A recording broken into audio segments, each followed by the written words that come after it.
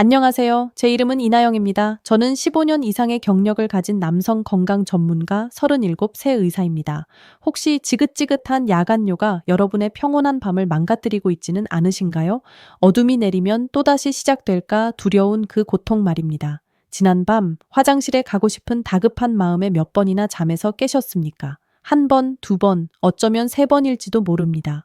눈을 감기 무섭게 방광의 압박감이 침대에서 일어나라고 재촉합니다. 여러분은 이불을 확 걷어차고 몸을 일으킵니다.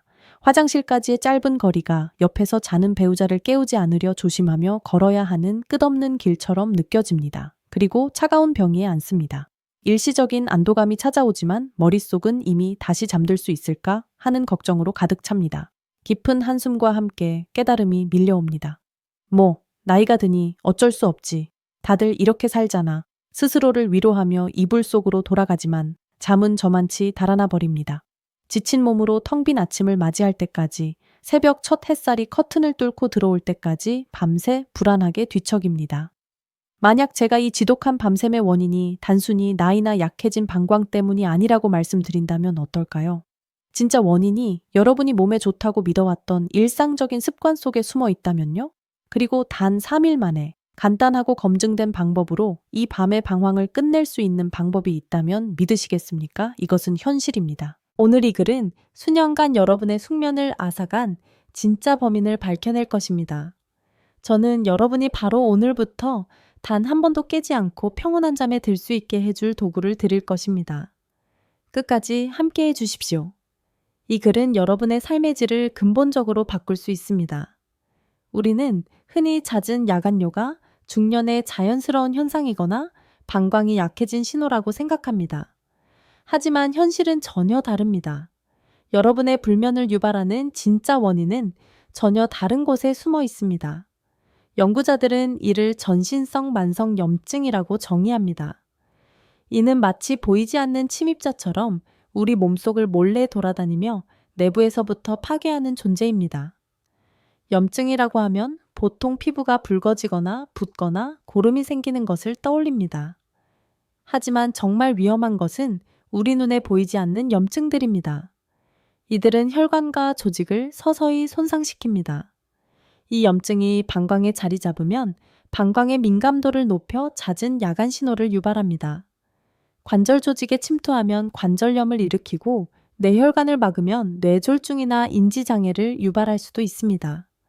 세계 유수의 의학 저널들은 이 상태를 소리 없는 파괴자라고 부르며 이 정의는 매우 정확합니다. 대사장애 심혈관 질환부터 암에 이르기까지 대부분의 만성 질환은 이 전신성 염증과 직접적인 관련이 있으며 야간의 잦은 소변은 단지 문제의 일부가 수면 위로 드러난 것일 뿐입니다. 사실 우리 몸은 위험 신호를 보내고 있는 것입니다. 몸속에서 보이지 않는 싸움이 벌어지고 있다는 뜻입니다. 하지만 우리는 수십 년간 이 신호를 무시하며 그저 자연스러운 노화나 생리적 변화 탓으로 돌렸습니다. 그렇다면 핵심 질문은 이것입니다. 이 전신성 염증을 중화시키고 밤중에 깨는 것을 멈추려면 어떻게 해야 할까요? 대부분 의사들의 권고를 떠올릴 것입니다. 나트륨 섭취를 줄이세요. 나트륨이 고혈압과 체액 저류를 유발한다고 알려져 있기 때문입니다. 이 조언에 따라 우리는 저녁 식사 때 국물 요리를 피하고 식단을 지키기 위해 통조림 채소를 꼼꼼히 헹궈 먹었습니다. 밤에 화장실 가는 것을 피하려고 저녁 8시 이후로는 물 한 모금 마시지 않고 바싹 마른 입술을 축이며 얼마나 많은 밤을 보내셨습니까? 하지만 역설적이게도 우리의 이런 믿음이 근본적인 오해였을 수 있습니다. 바로 저녁 시간에 나트륨과 수분 섭취 제한이 상태를 악화시키는 요인이 될 수 있다는 것입니다. 최신 과학 연구 결과는 기존의 상식을 완전히 뒤집고 있습니다. 나트륨이 체내 수분 균형을 조절하고 야간의 소변 생성을 제어하는 데 결정적인 역할을 한다는 사실이 밝혀졌습니다. 일본의 연구진들은 한 국제 비뇨기과 학회에서 관련 연구 결과를 발표했습니다. 그들은 야간요 환자들에게 나트륨이 미치는 영향을 연구했습니다. 결과는 놀라웠습니다. 적절한 양의 나트륨을 섭취한 참가자 그룹에서 야간에 깨는 횟수가 현저히 감소한 것입니다. 나트륨은 우리 몸이 수분을 유지하도록 돕습니다. 나트륨이 부족해지면 혈액의 점도가 높아지고 몸은 신장을 통해 수분을 급히 배출하여 우리를 잠에서 깨우게 됩니다. 결국 나트륨은 밤 동안 우리 몸의 수분 저장고를 지키는 든든한 조절자 역할을 하는데 우리는 수십 년간 그것을 위험한 적군으로 오해했던 것입니다. 그렇다면 짠 음식을 더 많이 먹어야 한다는 뜻일까요? 혈압은 어떡하고요? 물론 나트륨 섭취를 무분별하게 늘리라는 의미는 결코 아닙니다. 정확한 용량이 필요한 모든 치료제와 마찬가지로 나트륨도 현명하게 사용해야 합니다. 중요한 것은 양이 아니라 섭취하는 방식과 시간입니다. 우리 몸은 생체 리듬에 따라 기능합니다. 낮과 밤의 생리작용은 크게 다릅니다. 특히 밤에는 항인류 호르몬이 중요해지는데 이 호르몬은 깊은 잠을 잘 수 있도록 소변 생성을 최소화합니다. 하지만 나이가 들면서 이 호르몬의 효율이 떨어지는데 바로 이때 잠자리에 들기 전 올바르게 마시는 수분이 상황을 극적으로 바꿀 수 있습니다. 많은 사람들이 밤에 깰까봐 저녁에 물 마시는 것을 피합니다. 하지만 이것이 바로 결정적인 실수입니다. 밤사이 우리 몸은 호흡과 피부를 통해 상당한 양의 수분을 잃습니다. 우리는 이 탈수 상태를 인지하지 못합니다. 수분이 부족하면 혈액은 걸쭉해지고 염증 반응은 활성화되며 혈관은 스트레스를 받고 뇌는 갈증 신호를 보내 우리를 잠에서 깨웁니다. 즉, 수분을 피하는 것이 오히려 문제를 악화시키는 것입니다. 해결책은 아주 간단합니다. 잠들기 60분 전 차갑지 않고 1000에 가까운 편안한 온도의 따뜻한 물 200ml를 마시는 것입니다. 이 물 한 잔이 놀라운 효과를 만들어냅니다. 혈액을 묽게 하고 염증 지표를 낮추며 갑작스러운 갈증을 예방하고 불필요한 야간 각성을 막아줍니다. 하지만 나트륨 문제가 남아 있습니다. 수분도 중요하지만 밤 동안 우리 몸은 물뿐만 아니라 미네랄, 즉 전해질도 잃습니다.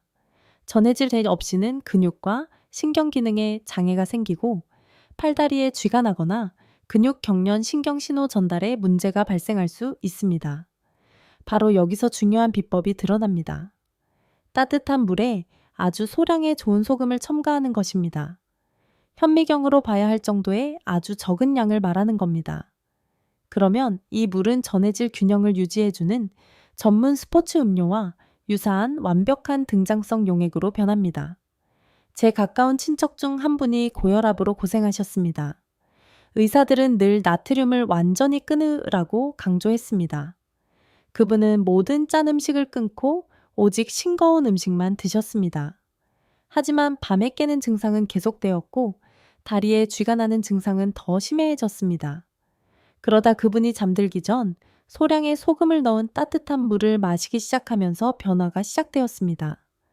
밤이 평온해지고 깨는 횟수가 눈에 띄게 줄었으며 다리 경련도 사라졌습니다. 이건 신비로운 현상이 아니라 생리학입니다. 우리는 나트륨을 대량으로 섭취하는 것이 아니라 아주 적은 양을 치료 목적으로 사용하는 것입니다. 고대의 지혜는 말합니다.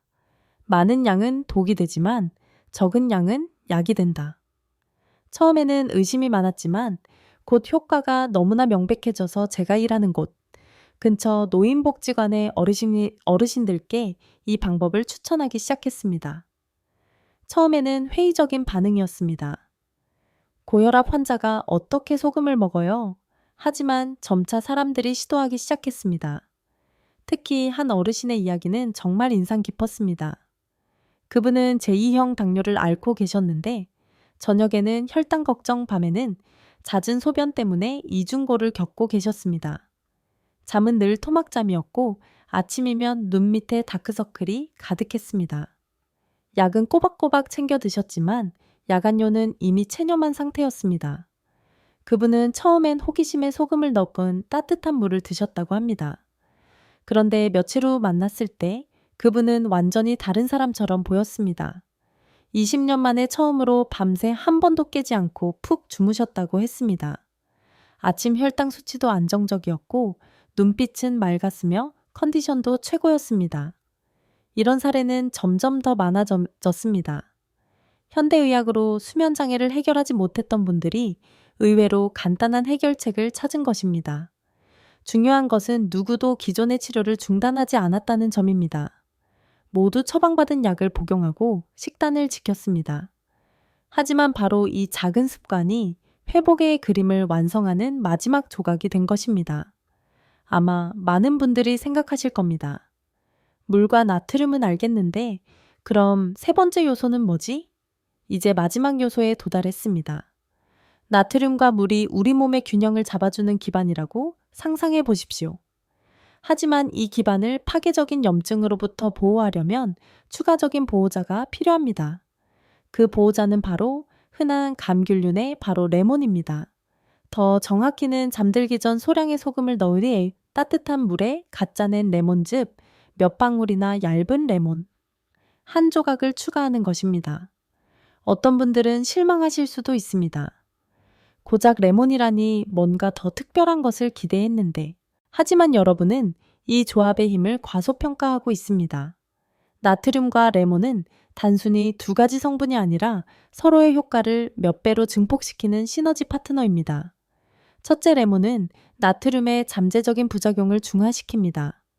우리가 나트륨을 걱정하는 이유는 혈압에 미치는 영향 때문인데, 레몬에는 나트륨의 기량제 역할을 하는 칼륨이 풍부합니다. 칼륨이 충분하면 우리 몸은 불필요한 나트륨을 배출하고 꼭 필요한 양만 남깁니다. 즉, 레몬은 유익한 것은 남기고 과한 것은 걸러내는 필터 역할을 합니다. 둘째, 레몬은 염증을 억제합니다. 앞서 말했듯이 야간뇨는 만성염증 과정에 의해 유발됩니다. 레몬의 구연산과 아스코르브산 비타민C는 강력한 항산화제로 작용하여 세포와 혈관의 염증 매개체를 중화시킵니다. 특히 방광에 중요한 역할을 합니다. 염증으로 예민해진 방광벽이 진정되면서 잦은 소변 신호가 사라집니다. 셋째, 레몬은 물과 나트륨의 작용을 강화합니다. 레몬은 신진대사를 촉진하고 미세혈관 순환을 개선합니다. 덕분에 나트륨과 물의 유익한 성분들이 몸 전체에 훨씬 효율적으로 전달되어 말초 부위까지 도달하게 됩니다. 따라서 레몬을 추가하면 같은 양으로도 효과가 몇 배로 증가하는 것입니다. 결국 레몬은 단순한 첨가물이 아니라 촉매제이자 증폭기, 그리고 보호자인 셈입니다. 자, 이제 공식이 완성되었습니다. 잠자리에 들기 전 여러분에게 필요한 것은 단 3가지입니다.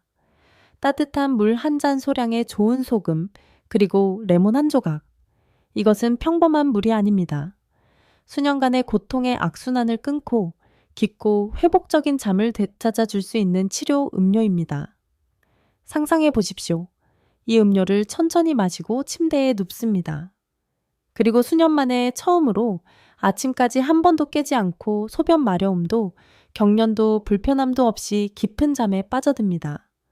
아침에는 마치 10년은 젊어진 것처럼 활기차고 가뿐하며 생각이 명료한 상태로 눈을 뜹니다. 이것은 환상이 아니라 여러분이 누릴 수 있는 현실입니다. 물론 즉각적인 결과를 보장하는 것은 아닙니다. 우리 몸은 수년간 문제를 축적해왔기 때문에 순식간에 회복될 수는 없습니다. 하지만 최소 3일, 길게는 일주일만 몸에게 기회를 줘보십시오. 변화를 느끼실 수 있을 겁니다. 처음에는 밤의 수면의 질이, 그 다음에는 아침의 컨디션이, 그리고 낮의 활동력이 달라질 것입니다. 점차 여러분의 삶 전체가 변화할 것입니다. 이 방법이 병원 진료를 대신하거나 처방약을 대체하는 것은 아닙니다. 하지만 다른 모든 치료의 효과를 강화하고 몸속 깊은 곳의 변화를 시작하게 하는 간단한 습관입니다. 때로는 거대한 변화를 위해 아주 작은 한 걸음이 필요할 뿐입니다. 자, 이제 여러분은 모든 준비가 되었습니다. 오늘 저녁 침대 옆에 따뜻한 물 한 잔과 소량의 좋은 소금, 그리고 레몬 한 조각을 준비해 두십시오.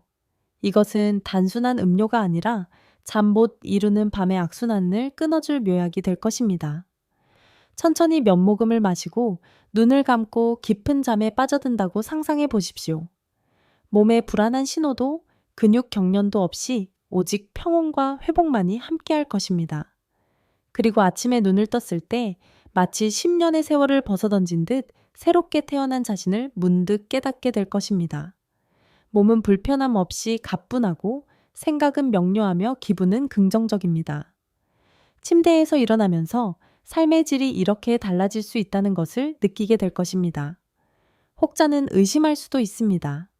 설마 소금과 레몬을 넣은 물 한 잔이 상태를 그렇게 바꿀 수 있다고? 물론 이것이 만병통치약은 아닙니다. 하지만 바로 이렇게 간단하고 올바른 행동들이 우리 몸에서 긍정적인 변화의 연쇄 반응을 일으키는 것입니다. 자신에게 최소 3일 가능하다면 일주일을 선물하십시오.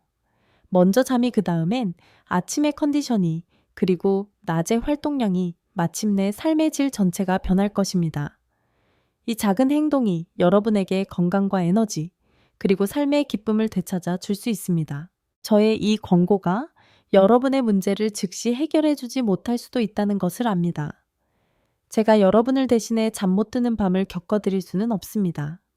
하지만 저는 이 조언이 복잡한 상황에서 벗어날 출구를 알려주는 안내자가 될 것이라 확신합니다.